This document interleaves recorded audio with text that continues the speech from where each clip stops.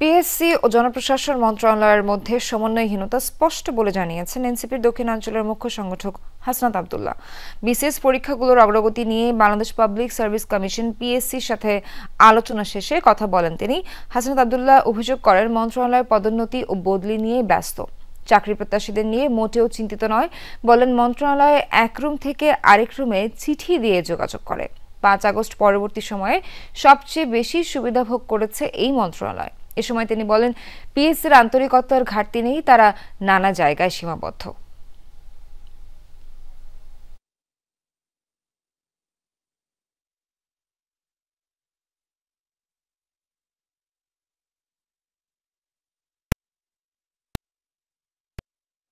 চায় financial autonomy, PSC চায় functional autonomy, আর আমরা দেখি জনপ্রশাসন মন্ত্রণালয়ের সব জায়গায় এক ধরনের গুন্ডামি।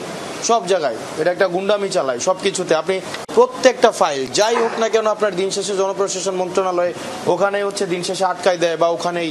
তো আমাদের আসলে এই আমার মনে হয় যারা এখন বর্তমানে আমলা রয়েছেন, বর্তমানে মন্ত্রণালয়গুলো চালাচ্ছেন, তারা এই যুগের বাস্তবতা আসলে তারা ধারণ করতে পারছে না বা তারা সময়কে পড়তে পারছে না।